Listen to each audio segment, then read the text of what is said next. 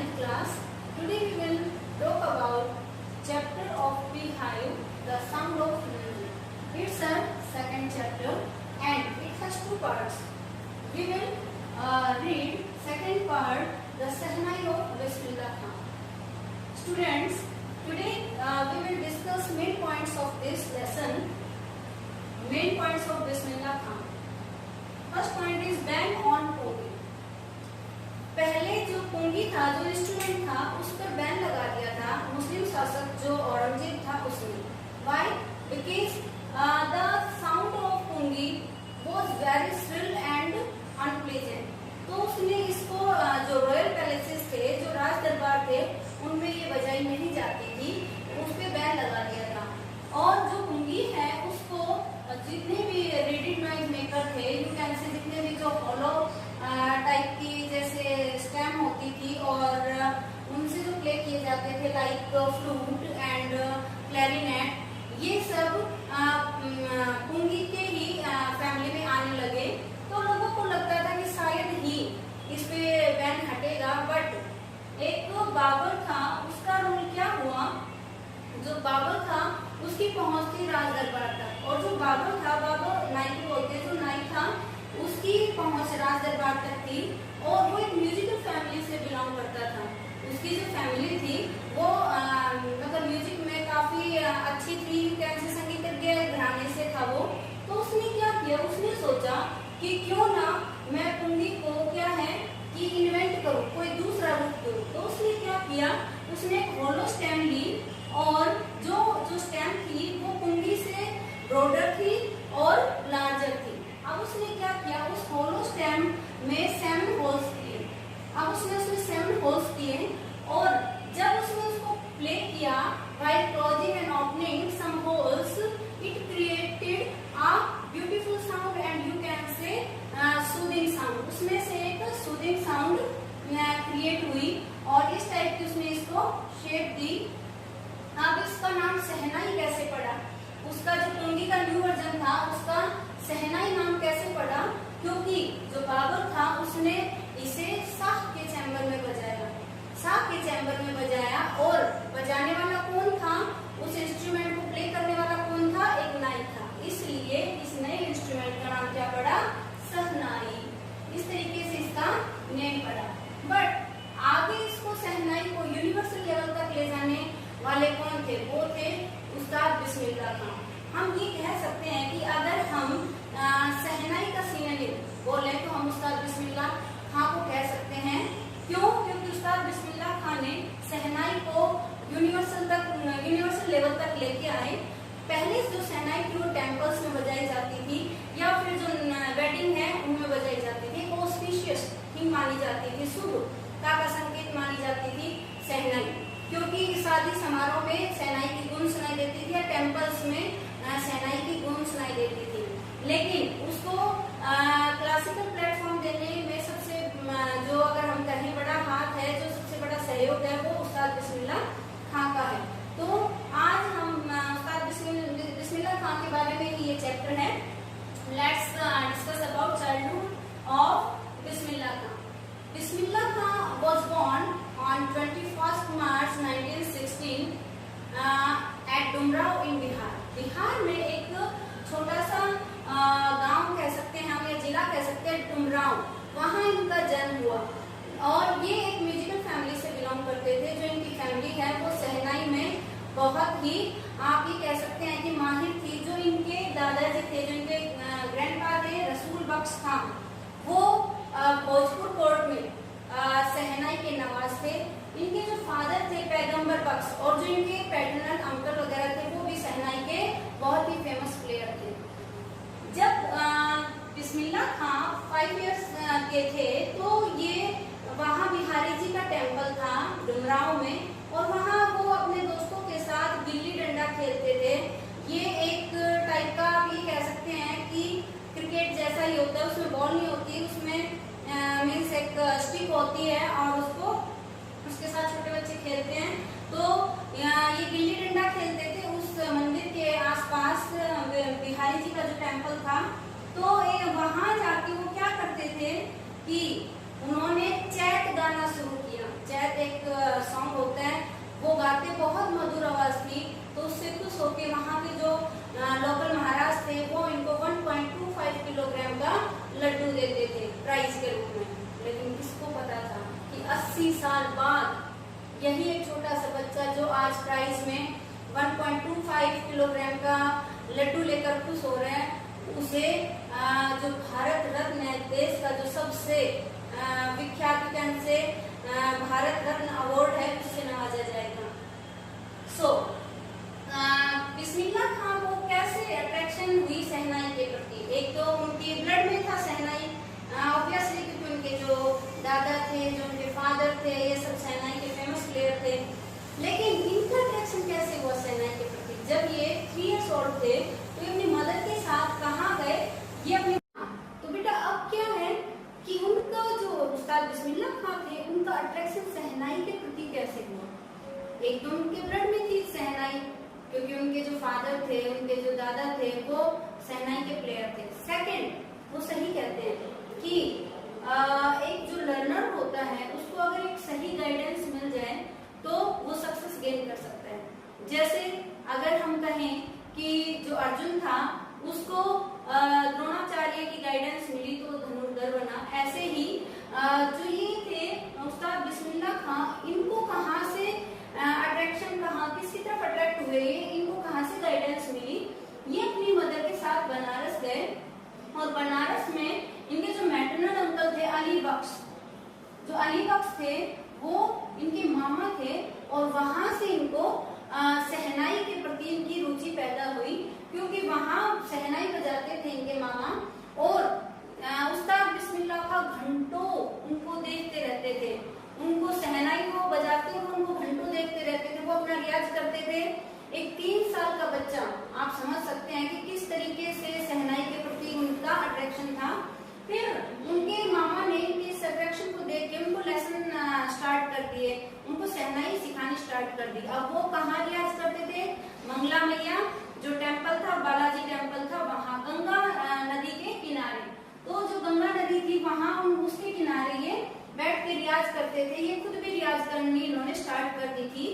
जो उस्ताद बिस्मिल्लाह खां हैं, उन्होंने शहनाई को बहुत कुछ, आप कह सकते हैं कि एक धरोहर के रूप में वो देखे गए हैं।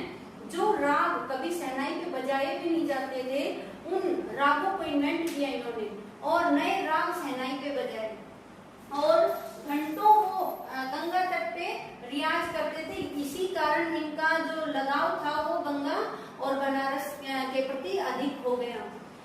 फिर आगे हम बात करते हैं practice on the bank of river Ganga. वही है कि इनका गंगा के प्रति जो लगाव था वो क्यों हुआ? क्योंकि वो वहां बैठ के शाम को खुद कहते हैं कि उन्होंने जो नए रागों का इन्वेंट किया वो गंगा की जो धारा थी, जो निर्मल धारा जो बहती थी, उससे प्रेरित होकर इन्होंने नए रागों का इनको इन्वेंट किया। अप्रिशिएशन बाय उस्ताद फैयाज खान। जब Bismillah Khan when he was 14 years old, तो उन्होंने एक म्यूजिकल कंसर्ट अरेंज किया, यू कैन से अटेंड किया अपने मामा के साथ। वहां ही अपने मामा को इन्होंने असिस्ट किया, और तब उस्ताद फैयाज खान, जो कि वो भी बहुत मशहूर तबला प्लेयर थे, मृदंग भी बजाना जानते थे, एक संगीत घराने से बिलोंग करते थे, उन्होंने उस्ताद बिस्मिल्लाह खां को पैट किया, यू कैन से थपथपाई पीठ, और उन्होंने उससे कहा work hard and you shall make it. उन्होंने ये कहा कि बेटा मेहनत करो, शायद तुम भी नहीं जानते कि तुम किस मुकाम पर पहुंच जाओगे। तब ये उस्ताद बिस्मिल्लाह खां को फैयाज खान ने कहा when he was 14 years old. फिर उसके बाद 1938 में लखनऊ में ऑल इंडिया रेडियो का जो यू कैन से एस्टेब्लिश हुआ, और वहाँ उस्ताद बिस्मिल्लाह खां को फर्स्ट बिग ब्रेक मिला वहां से। सो हम कह सकते हैं कि उसके बाद बिस्मिल्लाह खां को पूरी दुनिया जानने लगी थी, क्योंकि उस समय में जो रेडियो होता था वो एंटरटेनमेंट का सबसे बड़ा साधन होता था। तो ऑल इंडिया रेडियो पे उस्ताद बिस्मिल्लाह खां अपनी शहनाई प्ले करते थे। अब जो ऑल इंडिया, एक बात मैं आपको बताती हूँ, जो ऑल इंडिया रेडियो की जो सिग्नेचर ट्यून है, आप नेट पे जाके देखना, signature tune of all India radio डालना, तो जो सिग्नेचर ट्यून है वो वॉल्टर कॉफमैन ने दी है और बहुत अच्छी ट्यून है वो। और उस पे जो राग गाया गया था वो शिवरंजनी राग है। ये मैंने आपको एक्स्ट्रा थोड़ा नॉलेज दिया इसके बारे में। अचीवमेंट्स, अब अगर हम उस्ताद बिस्मिल्लाह खां की अचीवमेंट्स के बारे में बात करें तो उनको यू कैन से everybody was fascinated by the beautiful tone of Sehnai created by produced by Sehnai और you can say played by उस्ताद बिस्मिल्लाह खां। उस्ताद बिस्मिल्लाह खां जब शहनाई बजाते थे तो हर कोई मंत्रमुग्ध हो जाता था।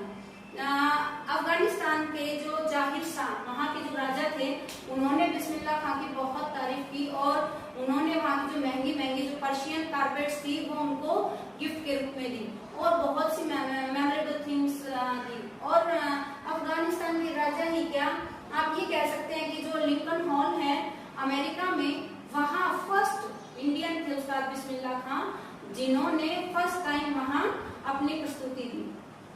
ऐसे ही एक बार बिस्मिल्लाह खां बताते हैं कि उनका एक स्टूडेंट था अमेरिका में और उसने रिक्वेस्ट की उस्ताद बिस्मिल्लाह खां से कि आप यहीं एस्टेब्लिश हो जाइए, आपका एक यहाँ वो बनवा देंगे, यू कैन से एक कॉलेज बनवा देंगे और आप उसके हेड बनिए, एक सेनाई का स्कूल प्ले यू कैन से ओपन कर देंगे और आप उसके हेड बनिए यहाँ।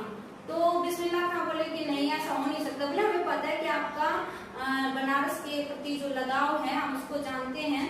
तो बोले मैं बिल्कुल टेम्पल्स वगैरह वैसे ही यहाँ पूरा का पूरा रेप्लिकेट कर दूंगा। तब बिस्मिल्लाह खां ने उससे कहा कि ये तो ठीक है कि आप ये सब तो कर देंगे, क्या आप होली रिवर गंगा को यहाँ एस्टेब्लिश कर पाएंगे? क्या गंगा को, जो इंडिया में जो गंगा बहती है उसको यहाँ अमेरिका में ला पाएंगे? तो आप सोच सकते हैं कि बिस्मिल्लाह खां साहब का गंगा जो रिवर है उसके प्रति कितना लगाव था। बिस्मिल्लाह खां की अगर हम फैन लविंग की बात करें तो उनमें जो फिल्म डायरेक्टर विजय भट्ट है, he was so impressed after hearing Bismillah shehnai कि उन्होंने उस पर एक फिल्म ही बना डाली। उन्होंने एक फिल्म बनाई गूंज उठी शहनाई, जिसमें कि बिस्मिल्लाह खां ने भी कंपोजिंग की थी। उसके बाद उन्होंने कन्नड़ मूवी में भी अपना म्यूजिक दिया, बट उसके बाद उन्होंने कहा कि नहीं, मैं ग्लैमर वर्ल्ड से नहीं जुड़ना चाहता और फिर उन्होंने फिल्मी दुनिया से नाता थोड़ा अलग कर लिया। दूसरी बात अगर हम कहें, when India got independence on 15th August 1947, Ustad Bismillah Khan was the first Indian to greet the nation by his instrument, you can say that is Sehnai. He played Sehnai at Red Fort. उसके बाद पंडित जवाहरलाल नेहरू ने अपना भाषण दिया जो कि था trust with destiny. बहुत अच्छा स्पीच है, आप इसको नेट पे जाके सर्च करना, बहुत इंस्पिरेशनल स्पीच है नेहरू जी का। ये ऐसा माना जाता है कि जो 20th सेंचुरी है उसमें वन ऑफ फेमस 11 स्पीचेस। आगे जो उनको भारत रत्न अवार्ड है वो मिला उनको 2001 में। जब उनको भारत रत्न अवार्ड से नवाजा गया तब जब उनसे पूछा गया कि आप क्या संदेश देना चाहेंगे बच्चों को, जो इंडिया के जो बच्चे हैं उनको क्या संदेश देना चाहेंगे, इंडियंस को क्या संदेश देना चाहेंगे, तब उन्होंने ये कहा था, teach your children music, this is Hindustan's tradition, even west is now coming to learn our music. कि हमारे बच्चों को जो इंडियन हैं उनको म्यूजिक सिखाइए, हिंदुस्तान का म्यूजिक सिखाइए, क्योंकि जो पश्चिमी देश है वहां से आकर हमारे इंडिया में हमारा जो क्लासिकल म्यूजिक है उसको सीख रहे हैं। Love towards India. अब अगर हम बात करें बिस्मिल्लाह खां का, जो कि उनका बनारस के प्रति प्रेम और इंडिया के प्रति प्रेम है, तो एक बार उनसे पूछा गया तब उन्होंने कहा कि while I am in abroad or foreign, then I yearning for India। वो कहते हैं कि जब मैं अब्रॉड में होता हूँ तो मैं इंडिया को याद करता हूँ, और जब वो मुंबई में होते हैं तो वो कहते हैं कि मैं बनारस को याद करता हूँ। जब वो बनारस में होते हैं तो वो कहते हैं कि मैं बिहार में जो डुमराव उनका जो गांव था उसके मट्ठा को याद करते हैं। मट्ठा होता है जो लस्सी टाइप, जैसे लस्सी को यू कैन से दही को बनता है, जैसे एक बेवरेज बनता है उसको मट्ठा बोलते हैं, जो कि बिहार में फेमस है, यूपी बिहार में।